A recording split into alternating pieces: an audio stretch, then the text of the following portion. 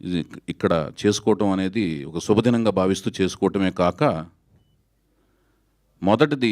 మొదటి కార్యక్రమం అనేది మేము మా నందమూరి విశ్వవిఖ్యాత నటసార్వభౌమ నటరత్న పద్మశ్రీ నందమూరి తారక రామారావు గారి నటవారసులైన నటసింహం నందమూరి బాలకృష్ణ గారి జన్మదినం రోజున చేసుకోవడం జరిగింది. అది కూడా ఒక ఆస్పిషియస్ డే మాకు, నందమూరి వంశ వీరాభిమానులందరికీ. అలాగే ఈ కార్యక్రమం కూడా ఘట్టమనేని మహేష్ బాబు గారి ప్రజెంట్ సూపర్ స్టార్గా భావిస్తున్న, కీర్తించబడుతున్న ఘట్టమనేని మహేష్ బాబు గారి జన్మదిన రోజున జరుపుకోవడం కూడా నాకు పర్సనల్గా ఒక ఆనందదాయకమైన అంశం కింద భావిస్తున్నాను. అది ఎందుకంటే ఎలా అంటే, నేను నందమూరి వంశ వీరాభిమానిగా, అంటే రామారావు గారి అభిమానిగా మా గుడివాడలో అభిమాన సంఘం నడుపుతున్న సమయంలో కృష్ణ గారి అభిమానులతోనూ, అక్కినేని నాగేశ్వర గారి అభిమానులతోనూ, అలాగే శోభన్ బాబు గారి అభిమానులతో అందరితో ఆర్గ్యుమెంట్లు, వాదోపవాదాలు, తర్క వితర్కాలు చాలా చేసుకుంటూ ఉండేవాడిని. కానీ అందరూ సోదరులలాగా ఉండేవాళ్ళం. అదే కల్చరు నేను ఇక్కడ వచ్చిన తర్వాత ఏ హీరోతో చేసినా కూడా అందరి అభిమాన సంఘాల వాళ్ళు షూటింగ్లకు వస్తుండేవాళ్ళు. ఉదాహరణకి మహేష్ బాబుతో షూటింగ్ చేసినప్పుడు మహేష్ బాబు గారి అభిమాన సంఘాలలో వచ్చి నన్ను సోదరుడిగా భావించేవాళ్ళు.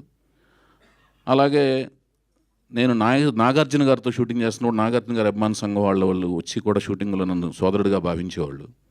ఇంకా హరికృష్ణ గారితో చేస్తున్నప్పుడు, బాలకృష్ణ గారితో చేస్తున్నప్పుడు మా నందమూరి వంశ వీరాభిమానులందరూ కూడా నన్ను చాలా సోదరుడిగా హక్కును చేర్చుకున్నారు. అలాగే నేను పవర్ స్టార్, మెగాస్టార్ మేనల్డ్ అయిన సాయిధరం తేజ్ చేసినప్పుడు కూడా వాళ్ళ అభిమానులు కూడా వచ్చి నన్ను అభిమాని కిందే, సోదరుడి కింద, అభిమాన కులం అనే ఒక సోదరుడి కింద నన్ను సోదరుడిగా భావించారు. సో అలా నన్ను భావించారు, అక్కడ కూడా అలా భావించారు. సినిమా ఫీల్డ్కి వచ్చి అసిస్టెంట్గా, అసోసియేట్గా, కో డైరెక్టర్గా నేను పనిచేస్తున్న రోజుల్లో వైజయంతి మూవీస్ అనే ఒక అద్భుతమైన సంస్థ, ఇప్పుడు కూడా అది అద్భుతమైన సంస్థ, ఎప్పటికీ అలాగే ఉంటుంది.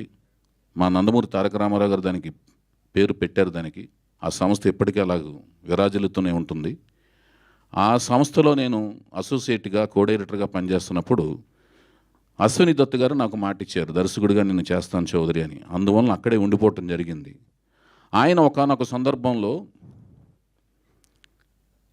ఘట్టమనేని శివరామకృష్ణ గారు, అంటే కృష్ణ గారి దగ్గర నా ప్రస్తావన తీసుకొస్తే, దర్శకుడు చేద్దాం అనుకుంటున్నానని ప్రస్తావన తీసుకొచ్చినప్పుడు కృష్ణ గారు సరే ఇచ్చేద్దాం అన్నారు. మరి ఈ స్టోరీ చెప్పడానికి ఎప్పుడు పంపించమంటారు అని కృష్ణ గారిని దత్తు గారు అడిగారు. ఎందుకు, మన రాఘవేంద్రరావు దగ్గర చేస్తున్నానని చెప్పావు కదా, స్టోరీ చెప్పడం ఎందుకు అవసరం లేదు, మీరు ప్రకటన ఇచ్చేసుకోండి, ఎవరు హీరోయిన్ అనుకుంటున్నారు అని అన్నారు. నాకు అప్పుడే హిందీలో పరిచయమైన శిల్పా శెట్టి గారి మీద నా దృష్టి ఉందన్నమాట.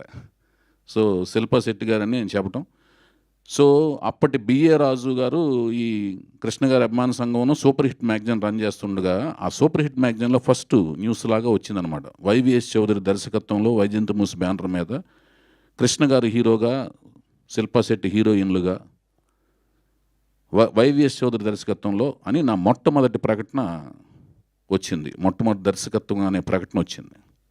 సో అలాగా ఆయన అంత ఈజీగా దర్శకత్వం అనేది నాకు అవకాశం ఇస్తానని, రాఘవేంద్రరావు గారి దగ్గర చేస్తున్నాడు కదా అవకాశం అనేది, అంతే ఈజీగా నేను డైరెక్టర్ అయిన తర్వాత, శ్రీ సీతారాముల కళ్యాణం చూస్తున్నారండి, సీతారామరాజు సినిమాలు అయిన తర్వాత మహేష్ బాబు రాజకుమారుడు షూటింగ్ జరుగుతుండగా నేను యువరాజు కథను కూడా ఒక 2-3 నిమిషాలు చెప్పాల్సి వచ్చింది. మొదటి సినిమా అయింది, రిలీజ్ కాలేదు.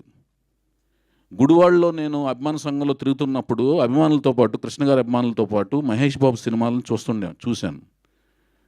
నాకు కృష్ణ గారు వీళ్ళందరూ మీరు రామారావు గారి అభిమానులు కాబట్టి వాళ్ళంటే పడేది కాదు, కానీ మహేష్ బాబు అంటే ఎందుకో చైల్డ్ ఆర్టిస్ట్గా ఉన్న కాడి నుంచి చాలా ఇష్టం అన్నమాట.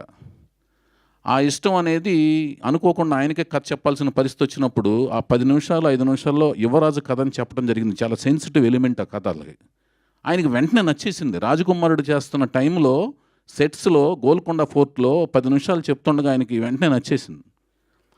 నచ్చేసి ఆయన అన్నారు, ఆయన దగ్గర అప్పటికి కృష్ణ గారి దగ్గర ఓ 10-12 మంది ప్రొడ్యూసర్లు వెయిట్ చేస్తున్న టైంలో ఆయనకి కథ నచ్చేసి, ఏమంటే మీరు మంచి ప్రొడ్యూసర్ని తీసుకురండి, ఇవన్నీ పట్టించుకోవద్దు, 10-12 మంది వెయిట్ చేస్తున్నారని, మీరు ఒక ప్రొడ్యూసర్ని తెచ్చుకుంటే నేను 2వ సినిమా కింద ఈ సినిమా చేస్తున్నాను అని మాట ఇచ్చారండి. నా మొదటి సినిమా 2వ సినిమా చూడకుండా. అది ఆయన నా మీద ఉంచిన నమ్మకం అనమాట. నేను చెప్పిన విధానం కానీ అది కానీ ఆయన ఎందుకో ఇన్స్పైర్ అయ్యాడు. ఆయన ఎందుకో నచ్చింది. ఆయన నా మీద ఉంచిన నమ్మకం అనేది నాకు ఎంతో ఆత్మీయంగానో ఆప్తుడిలాగా భావించాను. అదే ఆత్మీయత, ఆప్తుడుగా నన్ను భావించిన ఆ అనుబంధం అదంతా కూడా సినిమా త్రూఅవుట్, యువరాజు త్రూఅవుట్ నేను అది కొనసాగింది. తర్వాత కూడా కొనసాగింది. యువరాజు దరిమిలా జరుగుతున్న చర్చలు, వాదోపవాదాలు సినిమా నిర్మాణ కార్యక్రమాల్లో జరుగుతున్నప్పుడు ఆయన మరీ పట్టుబట్టి, మీరు సొంతంగా నిర్మాణ సంస్థ పెట్టండి, ఎందుకు ఈ చర్చలు గిర్చలు, మీరు నిర్మాణ సంస్థ పెడితే నేను కథానాయకుడిగా ఉండి సినిమా చేస్తానంటే, ఆయన చెప్పిన మీదటే నేను బొమ్మరిల్లు అనే సంస్థ పెడతాం జరిగింది. ఆయన ఇంకా నాకు ఇష్టం లేదు యాక్చువల్గా నిర్మాతను అవటం అనేది. ఆయన 2-3 సార్లు పోరిన తర్వాత నేను వెళ్ళి బలవంతంగా, ఎందుకంటే అట్టి కఠినమైన చర్య అనమాట నిర్మాత అవటం అనేది, వెళ్ళి నిర్మాతగా అవటం జరిగింది. బొమ్మరిల్లు అనే సంస్థ, బొమ్మలు తయారు చేసే ఇల్లు బొమ్మరిల్లు. బొమ్మ అంటే సామాన్య మానవుడి భాషలో ఎన్టీఓడు బొమ్మ చూశాను, ఏఎన్ఆర్ బొమ్మ చూశాను అనేవాళ్ళు ఒకప్పటి రోజుల్లో. అందుకని బొమ్మలు తయారు చేసే ఇల్లు బొమ్మరిల్లు అనే ఒక అర్థవంతమైన పేరుతో బొమ్మరిల్లు అనే సంస్థ నిర్మాణ సంస్థని స్థాపించడం జరిగింది. తర్వాత మహేష్ బాబు గారి సినిమాలు ఆయన చాలా బిజీగా ఉన్న టైంలో నేను లాహిర్ చిత్రంతో ప్రారంభించిన వెంటనే, సినిమా రిలీజ్ అయిన వెంటనే ప్లాటినం డిస్క్ ఫంక్షన్ చేసి దాన్ని సినిమాని ఒక ప్రచారాన్ని ఊపందించుకునే కార్యక్రమం చేయాల్సి వచ్చినప్పుడు ఆయనే స్వచ్ఛందంగా వచ్చి జెమినీ టీవీకి ఫోన్ చేసి డెకరేషన్ అది చేయించి ప్లాటినం డిస్క్ ఫంక్షన్కి ఆయనే స్వయంగా వచ్చి 2 గంటల కార్యక్రమం చేసి నాకు వెన్నింటి ఉన్నారన్నమాట. ఆయన ఒక ఆప్తుడిలాగా, ఒక ఆత్మీయుడిలాగా. సో అదంతా నేను వైవిఎస్ చౌదరి అంటే స్నేహం, నమ్మకానికి ప్రతిఫలం, కృతజ్ఞత చూపించుకునే విధానం అన్నమాట. నాలో నటన ఉండదు, యాక్టింగ్ ఉండదు, అనుబంధాలు తెంచుకునే ఒక తత్వం ఉండదన్నమాట. సో అది ఆ రుణాన్ని తీర్చుకుందానే ఉద్దేశంతో ఆ సినిమా 100 డేస్ ఫంక్షన్ అప్పుడు సేమ్ ఇదే రోజున 2002 ఆగస్టు 9న నేను ప్రకటన ఇచ్చిన మేరకు, రిలీజ్ రోజున ఇచ్చిన ప్రకటన ఇచ్చిన మేరకు ఆగస్టు 9న గుడివాడలో ఎన్టీఆర్ స్టేడియంలో ఇదే మహేష్ బాబు బర్త్డే రోజు అనుకోకుండా వచ్చిన రోజున 2వ వారంలో జరపబడతాయని స్టేట్మెంట్ ఇచ్చిన ప్రకారం ఆగస్టు 9నే నేను చేసి రాజమండ్రి నుంచి దాదాపు ఆ రోజుల్లో 3-4 లక్షల రూపాయల క్రాకర్స్ తెప్పించి హ్యాపీ బర్త్డే మహేష్ బాబు అని చెప్పేసి నేను క్రాకర్స్ కాల్పించడం, అదంతా జెమినీ టీవీలో ఆ రోజున లైవ్ టెలికాస్ట్లో కూడా రావటం కూడా జరిగింది. సో అంతటి అనుబంధం, ఆత్మీయత ఉంది. అనుకోకుండా మళ్ళీ ఇదే రోజున ఈ ఫంక్షన్ చేసుకోవటం కూడా నాకు ఒక కోఇన్సిడెంటల్గా, యాదృచ్ఛికంగా నేను భావిస్తున్నాను. సో అంతటి ఒక బ్యాక్ అనుబంధం, ఎమోషన్ ఉంది ఈ కార్యక్రమానికి. ఇక ఈ కార్యక్రమానికి వస్తే, ఈ కార్యక్రమంలోని మెరుపులు ఏంటంటే, ఒక కథ సర్వేంద్రియానం నయనం ప్రధానం అంటే దృశ్యం అనేది ప్రధానం.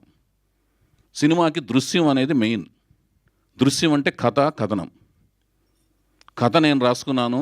కథనం అనేది నా ఆలోచనలోంచి సమర్థవంతమైన మాటలు రాయటానికి ఒక అద్భుతమైన వ్యక్తి కావాలని తపన పడుతున్న టైంలో పీపుల్ స్టార్ నారాయణమూర్తి గారు నాకు కంచె రిలీజ్ అయిన టైంలో నాకు ఇదే ప్రసాద్ ల్యాబ్ కాంపౌండ్లో ఎదురయ్యారు. నాకు ఆయన నన్ను బసో సౌత్ ఇండియా సుభాష్ గాయ్ అని సరదాగా అంటుంటారు నన్ను నారాయణమూర్తి గారు. ఎప్పటి నుంచిన ఆయన ఆవేశం అలా ఆయన చుట్టూ తిరుగుతుంటుంది. ఆయన మనిషి ఎలా ఉన్నా, ఆయన చాలా ఆవేశపరుడు.